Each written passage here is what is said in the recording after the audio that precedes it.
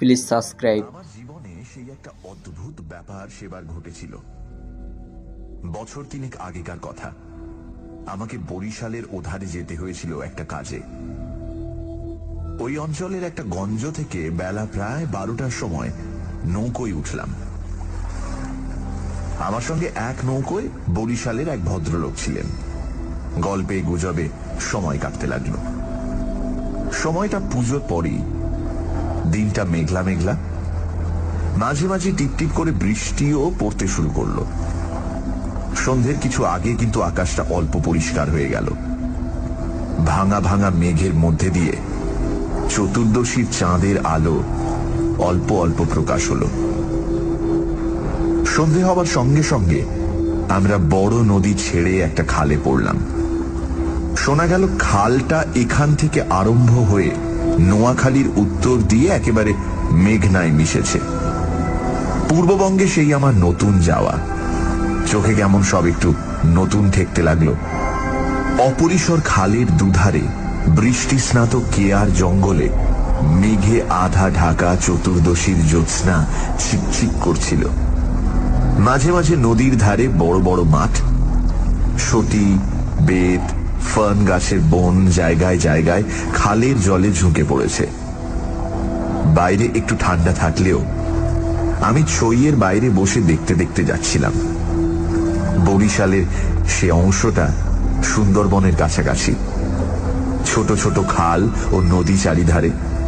সমুদ্র খুব দূরে নয়, 10-15 মাইল দক্ষিণ পশ্চিমেই হাতিয়া ও সন্দ্বীপ। আরো একটু রাত হলো। খালের দুপারের নির্জন জঙ্গল অস্ফুট জ্যোৎস্নায় কেমন যেন অদ্ভুত দেখাতে লাগলো। এই অংশের লোকের বসতি একেবারেই নেই। শুধু ঘন বন আর জঙ্গলের ধারে বড় বড় হোগলা গাছ। আমার সঙ্গী বললেন, এত রাত্রে আর বাইরে থাকবেন না, আসুন ছইয়ের মধ্যে। এসব জঙ্গলে, বুঝলেন না। তারপর তিনি সুন্দরবনের নানা গল্প করতে লাগলেন। তার এক কাকা নাকি ফরেস্ট ডিপার্টমেন্টে কাজ করতেন। তারই লঞ্চে করে তিনি একবার সুন্দরবনের নানা অংশে বেরিয়েছিলেন। সেই সব গল্প। রাত প্রায় 12টার কাছাকাছি হলো। মাঝি আমাদের নৌকোয় ছিল মোটে একটি। সে বলে উঠল, বাবু, একটু এগিয়ে গিয়ে বড় নদী পড়বে। এত রাতে একা সেই নদীতে পাড়ি জমাতে পারবো না। এইখানে নৌকো রাখি। নৌকো সেখানেই বাঁধা হলো। এদিকে বড় বড় গাছের আড়ালে চাঁদ অস্ত গেল। দেখলাম অপ্রশস্ত খালের দুধারেই অন্ধকারে ঢাকা ঘন জঙ্গল। চারিদিকে কোনো শব্দ নেই। পতঙ্গগুলো পর্যন্ত চুপ করেছে। সঙ্গীকে বললাম, মশাই, এই তো সরু খাল। আরে, পাড় থেকে বাঘ লাফিয়ে পড়বে না তো নৌকোর উপর? সঙ্গী বললেন, না পড়লেই আশ্চর্য হব। শুনে অত্যন্ত আনন্দে ছইয়ের মধ্যে ঘেঁষে বসলাম। খানিকটা বসে থাকবার পর সঙ্গী বলল, আসুন একটু শোয়া যাক। ঘুম তো হবে না, আর ঘুমানো ঠিকও না। আসুন একটু চোখটা অন্তত বুঝে থাকি। খানিকটা চুপ করে থাকবার পর সঙ্গীকে ডাকতে গিয়ে দেখি তিনি ঘুমিয়ে পড়েছেন। মাঝিও জেগে আছে বলে মনে হলো না। ভাবলাম, তবে আমি বা কেন মিথ্যে মিথ্যে চোখ চেয়ে চেয়ে থাকি।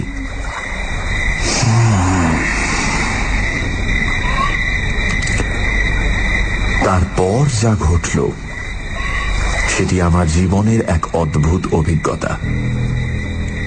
শুতে যাচ্ছি, হঠাৎ আমার কানে গেল অন্ধকার ঘন ঝোপের ওপাশে অনেক দূরে গভীর জঙ্গলের মধ্যে কি যেন কোথায় গ্রামোফোন বাজাচ্ছে। তাড়াতাড়ি উঠে বসলাম। গ্রামোফোন? এই বনে এত রাতে গ্রামোফোন বাজাবে কে? কান পেতে শুনলাম গ্রামোফোন না,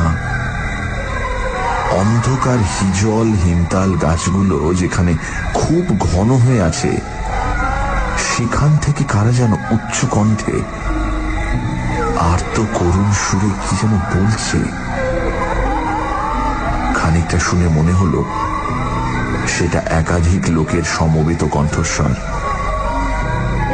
প্রতিবেশীর তেতলার ছাদে গ্রামোফোন বাজলে যেমন খানিকটা স্পষ্ট খানিকটা অস্পষ্ট অথচ বেশ একটা একটানা সুরের ঢেউ এসে কানে পৌঁছয়, এও অনেকটা সেইভাবে। মনে হলো যেন কতকগুলো অস্পষ্ট বাংলা ভাষার শব্দ কানে গেল, কিন্তু ধরতে পারা গেল না কথাগুলো কি। শব্দটা মাত্র মিনিট খানেক স্থায়ী হলো, তারপরই অন্ধকার বনভূমি যেমন নিস্তব্ধ ছিল আবার তেমনি নিস্তব্ধ হয়ে গেল। তাড়াতাড়ি ছইয়ের বাইরে এলাম। চারিপাশের অন্ধকার ঝিঙের বিচির মতন কালো, বনভূমি নীরব, শুধু নৌকোর তলায় ভাটার জল কলকল করে বাঁধছে, আর শেষ রাতের বাতাসে জলের ধারে কেয়া ঝোপে এক ধরনের অস্পষ্ট শব্দ হচ্ছে। পাড় থেকে দূরে হিজল গাছের কালো গুঁড়িগুলোর অন্ধকারে এক অদ্ভুত চেহারা হয়েছে। ভাবলাম সঙ্গীদের ডেকে তুলি, আবার ভাবলাম বেচারিটা ঘুমোচ্ছে, ডেকে কি হবে, তার চেয়ে বরং নিজে জেগে বসে থাকি। দাঁড়িয়ে দাঁড়িয়ে একটা সিগারেট ধরালাম, তারপর আবার ছইয়ের মধ্যে ঢুকতে যাব এমন সময় সেই অন্ধকারে ঢাকা বিশাল বনভূমির কোন অংশ থেকে সুস্পষ্ট উচ্চ আর্তকরুণ কণ্ঠের মতো তীক্ষ্ণ স্বর তীরের মতন জমাট অন্ধকারের বুক চিরে আকাশে উঠল। তোমরা কারা যাচ্ছ? আমরা শ্বাস বন্ধ হয়ে পড়লাম, আমাদের নৌকোর মাঝিটা ধর্মর করে জেগে উঠল। আমি সঙ্গীকে ডাকলাম, মশাই, ও মশাই, উঠুন উঠুন, আরে উঠুন। মাঝি আমার কাছে ঘেঁষে এলো, ভয়ে তার গলার স্বর কাঁপছিল। বললে, আল্লাহ আল্লাহ, শুনতে পেয়েছেন বাবু? শুনতে পেয়েছেন আপনি? সঙ্গী উঠে জিজ্ঞাসা করলো, কি মশাই, ডাকলেন কেন? কোন জানোয়ার টানোয়ার নাকি? আমি ব্যাপারটা বললাম। তিনিও তাড়াতাড়ি ছইয়ের বাইরে এলেন। তিনজনে মিলে কান খাড়া করে রইলুম। চারিদিক আবার চুপ। ভাটার জল নৌকোর তলায় বেঁধে আগের চেয়েও জোরে শব্দ হচ্ছিল। সঙ্গী মাঝিকে জিজ্ঞেস করলেন, এটা কি তবে? মাঝি বললে, হ্যাঁ বাবু, মাই কীর্তিপাশার গড়। সঙ্গী বললে, তবে তুই এত রাতে এখানে নৌকো রাখলি কেন? বেকুল কোথাকার। মাঝি বললে, 380 বলি রেখেছিল বাবু, ভাটার টানে নৌকো পিছিয়ে দেওয়ার তো জোর ছিল না। কথাবার্তার ধরন শুনে সঙ্গীকে বললাম, কি মশাই, কি ব্যাপার, আপনি কিছু জানেন নাকি? ভয় যত না হোক, বিস্ময়ে আমরা কেমন হয়ে গিয়েছিলাম। সঙ্গী বললেন, ওরে, তোর সে কেরোসিনের ডিবেটা জাল। আরে আলো জেলে বসে থাকা যাক, রাত তো এখনো ঢের। মাঝিকে বললাম, তুই শব্দটা শুনতে পেয়েছিলি? সে বলল, হ্যাঁ বাবু, এই আওয়াজ কানে গিয়েই তো আমার ঘুম ভেঙে গেল। আমি আরো দুবার নৌকো বেয়ে যেতে যেতে ও ডাক শুনেছি। সঙ্গী বললেন, এটা এই অঞ্চলের একটা অদ্ভুত ঘটনা। তবে এই জায়গাটা সুন্দরবনের সীমানায় বলে আর এই অঞ্চলে কোনো লোকালয় নেই বলে শুধু নৌকোর মাঝিদের কাছে এটা সুপরিচিত। এর পেছনে একটা ইতিহাস আছে, সেটা অবশ্য নৌকোর মাঝিদের পরিচিত নয়। সেইটা আপনাকে বলি, শুনুন। তারপর কেরোসিনের ডিবার আলোয় অন্ধকার বনের বুকের মধ্যে বসে সঙ্গীর মুখে কীর্তি পাশার গড়ের ইতিহাসটা শুনতে লাগলাম। 250 বছর আগের কথা। মুনিম খাঁ তখন গৌড়ের সুবেদার। এই অঞ্চলে তখন 12 ভূঁইয়ার 2 প্রতাপশালী ভূঁইয়া রাজা রামচন্দ্র রায় ও ঈসা খাঁ মসনদে আলীর খুব প্রতাপ। মেঘনার মোহনার বাহির সমুদ্র, যাকে এখন সন্দ্বীপ চ্যানেল বলে, সেখানে তখন মগ আর পর্তুগিজ জলদস্যুরা শিকারের খোঁজে ওত পেতে বসে থাকত। সে সময় এখানে এরকম জঙ্গল ছিল না। এই সমস্ত জায়গা কীর্তি রায়ের অধিকারে ছিল। এইখানে তার সুদৃঢ় দুর্গ ছিল। মগ জলদস্যুদের সঙ্গে তিনি অনেকবার লড়েছিলেন। তার অধীনে সৈন্য সামন্ত, কামান, যুদ্ধের কোষা সবই ছিল। সন্দ্বীপ তখন ছিল পর্তুগিজ জলদস্যুদের প্রধান আড্ডা। এদের আক্রমণ থেকে আত্মরক্ষা করবার জন্য এই অঞ্চলের সকল জমিদারকেই সৈন্যদল দৃঢ় করে গড়তে হতো। এ বনের পশ্চিম ধার দিয়ে তখন আরেকটা খাল বড় নদীতে পড়ত। বনের মধ্যে তার চিহ্ন এখনো আছে। কীর্তি রায় অত্যন্ত অত্যাচারী এবং দুর্ধর্ষ জমিদার ছিলেন। তার রাজ্যে এমন সুন্দর মেয়ে কমই ছিল যে তার অন্তঃপুরে একবার না ঢুকেছে। তাছাড়া তিনি নিজেও এক প্রকার জলদস্যুই ছিলেন। তার নিজের অনেকগুলো বড় ছিপ অর্থাৎ ছোট নৌকো ছিল। কীর্তি রায়ের পাশের জমিদারি ছিল কীর্তি রায়ের বন্ধুর। এরা ছিলেন চন্দ্রদ্বীপের রাজা রামচন্দ্র রায়ের পত্তনিদার। অবশ্য সে সময় অনেক পত্তনিদারের ক্ষমতা এখনকার স্বাধীন রাজাদের চেয়ে বেশি ছিল। কীর্তি রায়ের বন্ধু মারা গেলে তার তরুণ বয়স্ক পুত্র নরনারায়ণ রায় পিতার জমিদারির ভার পান। নরনারায়ণ তখন সবে যৌবনে পদার্পণ করেছেন। অত্যন্ত সুপুরুষ, বীর এবং শক্তিমান। নরনারায়ণ কীর্তি রায়ের পুত্র চঞ্চল রায়ের সমবয়সী ও বন্ধু। সেবার কীর্তি রায়ের নিমন্ত্রণে নরনারায়ণ রায় তাঁর রাজ্যে দিন কতকের জন্য বেড়াতে এলেন। চঞ্চল রায়ের তরুণী পত্নী লক্ষ্মী দেবী স্বামীর বন্ধু নরনারায়ণকে দেওরের মতন স্নেহের চোখে দেখতে লাগলেন। 2-1 দিনের মধ্যেই কিন্তু সে স্নেহের চোটে নরনারায়ণকে বিব্রত হয়ে উঠতে হল। নরনারায়ণ রায় তরুণ বয়স্ক হলেও একটু গম্ভীর প্রকৃতির। বিদ্যুৎ চঞ্চলা তরুণী বন্ধু পত্নীর ব্যঙ্গ পরিহাসে গম্ভীর প্রকৃতি নরনারায়ণের মান বাঁচিয়ে চলা দুষ্কর হয়ে পড়ল। স্নান করে উঠেছেন, মাথার পাগড়ি খুঁজে পাওয়া যায় না। নানা জায়গায় খুঁজে হয়রান হয়ে তার আশা ছেড়ে দিয়ে বসে আছেন। হঠাৎ কখন নিজের বালিশ তুলতে গিয়ে দেখেন তার নিচেই পাগড়ি চাপা আছে, যদিও এর আগেও তিনি বালিশের নিচেই খুঁজেছেন। তার প্রিয় তলোয়ারটা দুপুর থেকে বিকেলের মধ্যে 5 বার হারিয়ে গেল। আবার 5 বারই সম্পূর্ণ অপ্রত্যাশিত জায়গা থেকে খুঁজে পাওয়া গেল।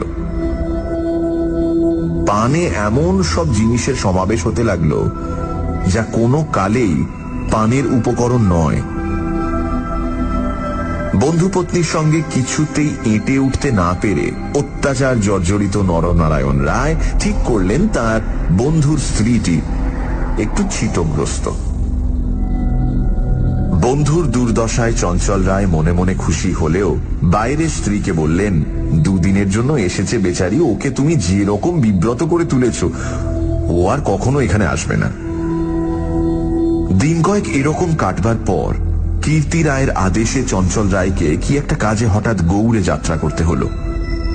নরনারায়ণ রায়ও বন্ধুর স্ত্রী কখন যে কি করে বসে সেই ভয়ে কয়েকদিন কাটানোর পর নিজের বজরায় উঠে হাঁপ ছেড়ে বাঁচলেন। যাবার সময় লক্ষ্মী দেবী বলে দিলেন, এবার আবার যখন আসবে ভাই, এমন একটা বিশ্বাসী লোক সঙ্গে এলো যে রাত দিন তোমার জিনিসপত্র ঘরে বসে পাহারা দেবে, বুঝলে? নরনারায়ণ রায়ের বজরা রায়মঙ্গলের মোহনা ছাড়িয়ে যাবার একটু পরেই জলদস্যুদের দ্বারা আক্রান্ত হল। তখন দুপুরবেলা সমুদ্রের সেই অংশে এমন কোন নৌকো ছিল না যারা সাহায্য করতে আসতে পারে। সেটা রায়মঙ্গল আর কালাবদর নদীর মুখ। সামনেই সমুদ্র। সন্দীপ চ্যানেল জলদস্যুদের প্রধান ঘাঁটি। নরনারায়ণের বজ্রার রক্ষীরা কেউ হত হল, কেউ সাংঘাতিক জখম।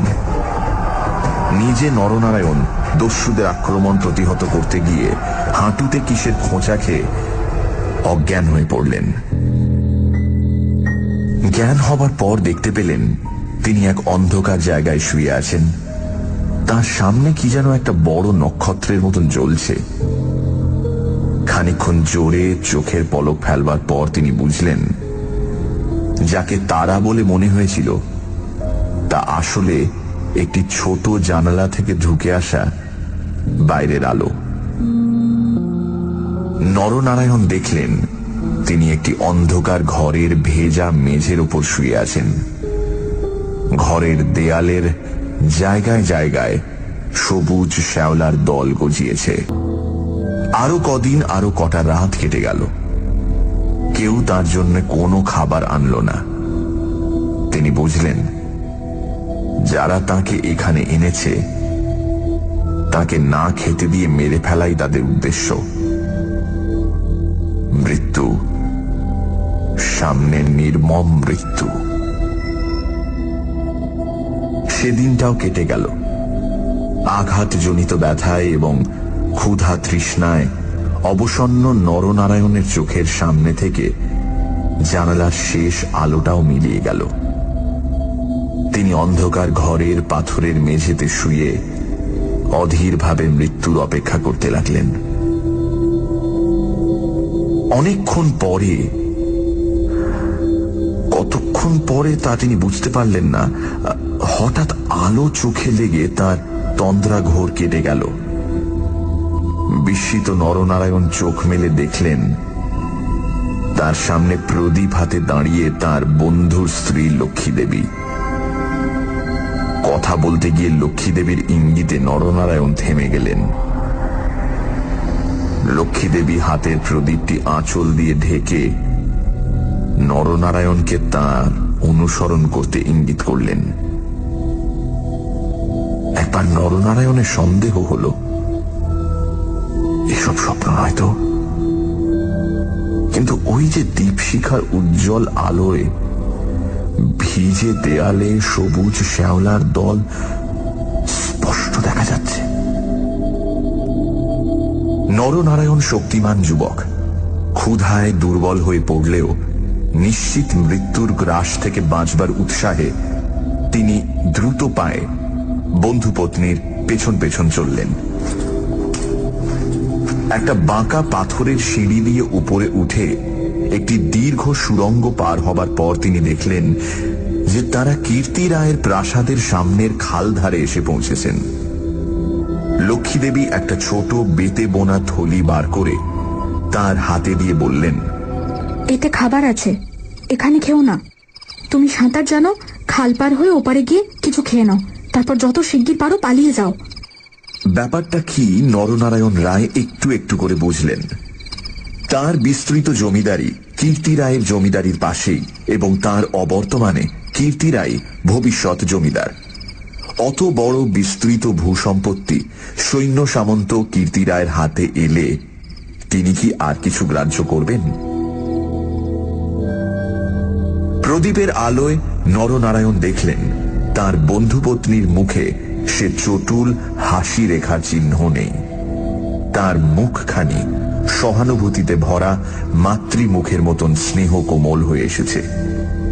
তাদের চারপাশে গাঢ় অন্ধকার, মাথার উপর আকাশের বুক চিরে দিগন্ত বিস্তৃত উজ্জ্বল ছায়াপথ। কাছেই খালের জল জোর ভাটার টানে তীরের হোগলা গাছ দুলিয়ে কলকল শব্দে বড় নদীর দিকে ছুটেছে। নরনারায়ণ আবেগপূর্ণ সুরে জিজ্ঞাসা করলেন, বউ ঠাকুরুন, চঞ্চল কি এর মধ্যে আছে?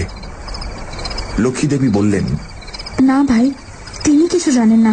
এই সব শ্বশুর ঠাকুরের কীর্তি, এই জন্যই তাকে অন্য জায়গায় পাঠিয়েছেন। এখন আমার মনে হচ্ছে গৌটো সব মিথ্যে। নরনারায়ণ দেখলেন লজ্জায় দুঃখে তার বন্ধুপত্নীর মুখ বিবর্ণ হয়ে উঠেছে। লক্ষ্মী দেবী আবার বললেন, আমি আজ জানতে পারি খিড়কিগড়ের পাইক সর্দার আমায় মা বলে। তাকে দিয়ে দুপুরহাটের পাহারা সব সরিয়ে রেখে দিয়েছিলাম, তাই। নরনারায়ণ বললেন, বউ ঠাকুরুন, আমার এক বোন ছেলেবেলায় মারা গিয়েছিল। তুমি আমার সেই বোন, আজ আবার ফিরে এলে। লক্ষ্মী দেবীর পদ্মের মতো মুখখানি চোখের জলে ভেসে গেল। একটু ইতস্তত করে বললেন, ভাই, বলতে সাহস পাই না, তবু একটা কথা বলছি, বোন বলে যদি রাখো। নরনারায়ণ জিজ্ঞাসা করলেন, কি কথা বউ ঠাকুরুন? লক্ষ্মী দেবী বললেন, তুমি আমার কাছে বলে যাও ভাই যে শ্বশুর ঠাকুরের কোনো অনিষ্ট চিন্তা তুমি করবে না। নরনারায়ণ রায় একটুখানি কি যেন ভাবলেন, তারপর বললেন, তুমি আমার প্রাণ দিলে বউ ঠাকুরুন, তোমার কাছে বলে যাচ্ছি, তুমি বেঁচে থাকতে আমি তোমার শ্বশুরের কোনো অনিষ্ট চিন্তা করব না। বিদায় নিতে গিয়ে নরনারায়ণ একবার জিজ্ঞাসা করলেন, বউ ঠাকুরুন, তুমি ফিরে যেতে পারবে তো? লক্ষ্মী দেবী বললেন, আমি ঠিক যাব, তুমি কিন্তু যত দূর পারো সাঁতরে গিয়ে তারপর ডাঙে উঠে চলে যেও। নরনারায়ণ রায় সেই ঘন কৃষ্ণ অন্ধকারের মধ্যে নিঃশব্দে খালের জলে পড়ে মিলিয়ে গেলেন।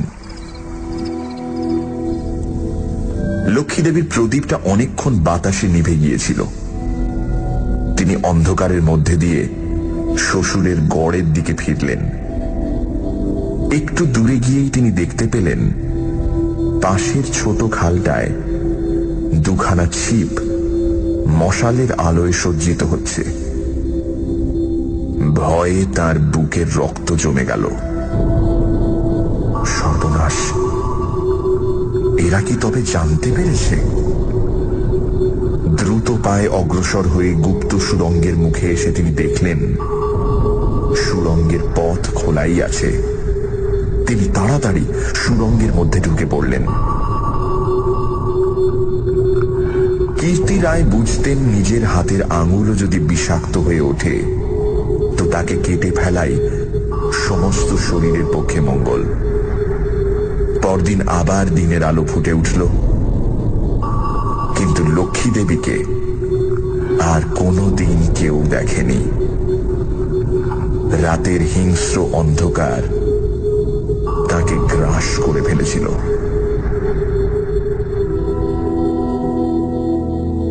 নরনারায়ণ রায় নিজের রাজধানীতে বসে সব শুনলেন।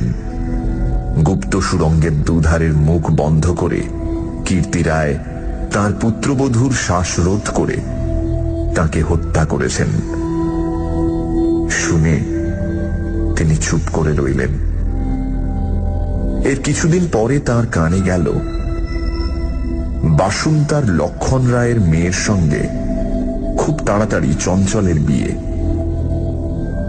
সেদিন রাতে চাঁদ ওঠার পর নিজের প্রাসাদের ছাদে বেড়াতে বেড়াতে চারিদিকের শুভ্র সুন্দর আলোর সাগরের দিকে দৃষ্টিপাত করে দৃঢ় চিত্ত নরনারায়ণ রায়েরও চোখের পাতা যেন ভিজে উঠল।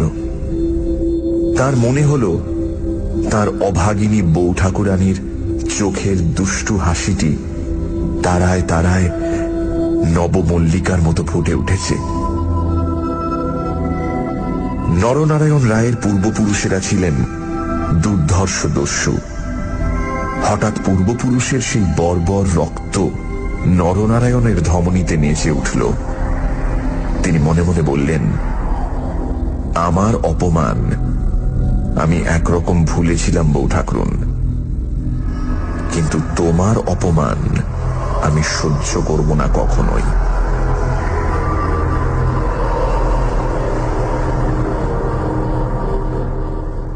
কিছুদিন কেটে গেল। তারপর একদিন এক শীতের ভোর রাতের কুয়াশা কেটে যাওয়ার সঙ্গে সঙ্গে দেখা গেল কীর্তি রায়ের গড়ের খালের মুখ ছিপে সুলুপে জাহাজে ভরে গিয়েছে। তোপের আওয়াজে কীর্তি রায়ের প্রাসাদ দুর্গের ভিত ঘন ঘন কেঁপে উঠতে লাগল। কীর্তি রায় শুনলেন আক্রমণকারী নরনারায়ণ রায়। সঙ্গে দুরন্ত পর্তুগিজ জলদস্যু সেবাস্টিও গঞ্জালেস। উভয়ের সম্মিলিত বহরের 40খানা কোষা খালের মুখে চড়াও হয়েছে। পুরো বহরের বাকি অংশ বাইরের নদীতে দাঁড়িয়ে। এই আক্রমণের জন্য কীর্তি রায় আগে থেকে প্রস্তুত ছিলেন। কেবল প্রস্তুত ছিলেন না, নরনারায়ণের সঙ্গে গঞ্জালেসের যোগদানের জন্য। এই কীর্তি রায়ের কাছে সম্পূর্ণ অপ্রত্যাশিত ঘটনা। তাহলেও কীর্তি রায়ের গড় থেকেও তোপ চলল। গঞ্জালেস সুদক্ষ নৌবীর।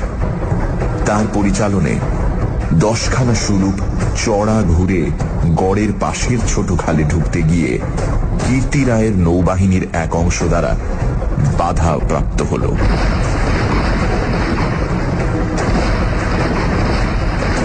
গড়ের কামান সেদিকে এত প্রখর যে খালের মুখে দাঁড়িয়ে থাকলে বহর মারা পড়ে।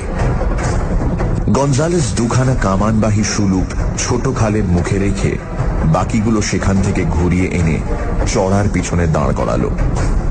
গঞ্জালেসের অধীনস্থ অন্যতম জলদস্যু মাইকেল রোজারিও ডি ভেগা এই ছোট বহর খালের মধ্যে ঢুকিয়ে গড়ের পশ্চিম দিক আক্রমণ করবার জন্য তৈরি হল। অতর্কিত আক্রমণে কীর্তি রায়ের নৌবাহিনী শত্রু বহর দ্বারা ছিপিয়াঁটা বোতলের মতন খালের মধ্যেই আটকে গেল। বাইরের বড় নদীতে গিয়ে যুদ্ধ দেবার মতন ক্ষমতা তাদের আদৌ রইল না। তবুও তাদের বিক্রমে রোজারিও অনেকক্ষণ পর্যন্ত কিছু করে উঠতে পারলেন না। কীর্তি রায়ের নৌবহর দুর্বল ছিল না।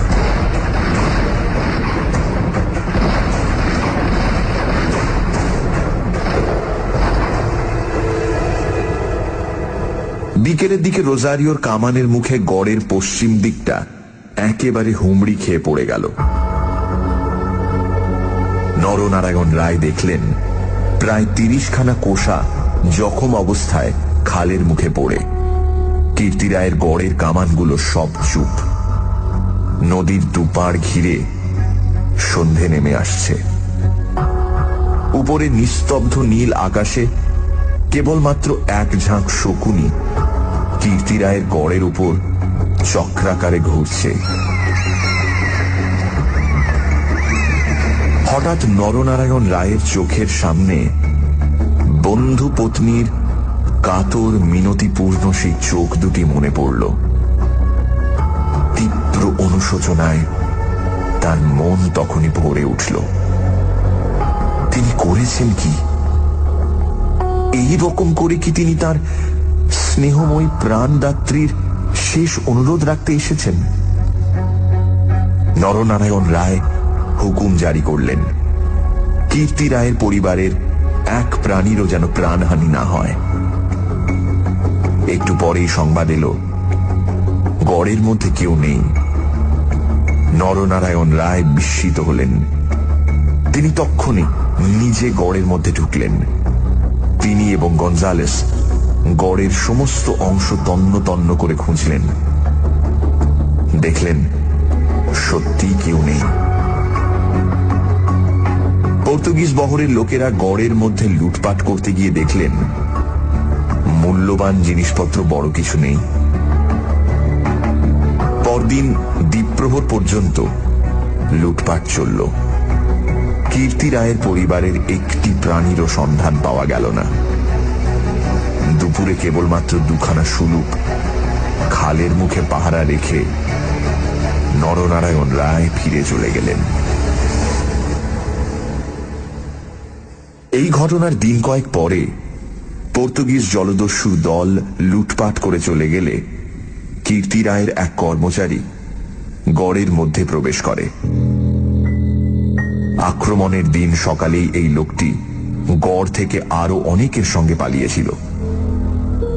ঘুরতে ঘুরতে একটা বড় থামের আড়ালে সে দেখতে পেল একজন আহত মুমূর্ষু লোক তাকে ডেকে কি যেন একটা বলবার চেষ্টা করছে।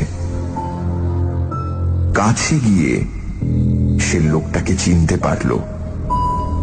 লোকটি কীর্তি রায়ের পরিবারের এক বিশ্বস্ত পুরনো কর্মচারী।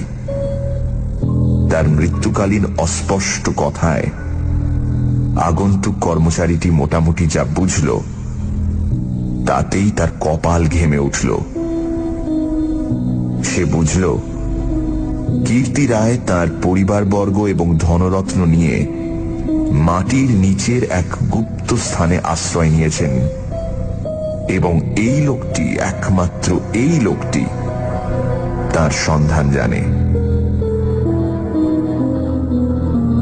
তখনকার আমলে কেউ এই গুপ্ত পথগুলি না খুলে দিলে সেখান থেকে বেরুবার উপায় কিন্তু ছিল না। কোথায় সে মাটির নিচে ঘর তা স্পষ্ট করে বলবার আগেই আহত লোকটি মারা গেল। বহু অনুসন্ধানেও গড়ের কোন অংশে সে গুপ্ত গৃহ ছিল সেটার কেউই সন্ধান দিতে পারল না। ওই ছোট খালটা প্রকৃতপক্ষে সন্দীপ চ্যানেলেরই একটা খাড়ি। খাড়ির ধার থেকে একটুখানি গেলে গভীর অরণ্যের ভেতর কীর্তি রায়ের গড়ের বিশাল ধ্বংসস্তূপ এখনো বর্তমান আছে, দেখা যাবে। বহুদিন থেকেই এখানে একটা অদ্ভুত ব্যাপার ঘটে থাকে। দুপুর রাতে গভীর বনভূমি যখন নীরব হয়ে যায়, হিমতাল হিজল গাছের কালো গুঁড়িগুলো অন্ধকারে যখন বনের মধ্যে প্রেতের মতো দাঁড়িয়ে থাকে, সন্দীপ চ্যানেলের জোয়ারের ঢেউয়ে লোনা জল খাড়ির মুখে জোনাকির মতন জ্বলতে থাকে, তখন খাল দিয়ে নৌকো বেয়ে যেতে যেতে মোম মধু সংগ্রাহকেরা কতবার সে শুনেছে অন্ধকার বনের এক গভীর অংশ থেকে কারা যেন আর্তস্বরে চিৎকার করছে,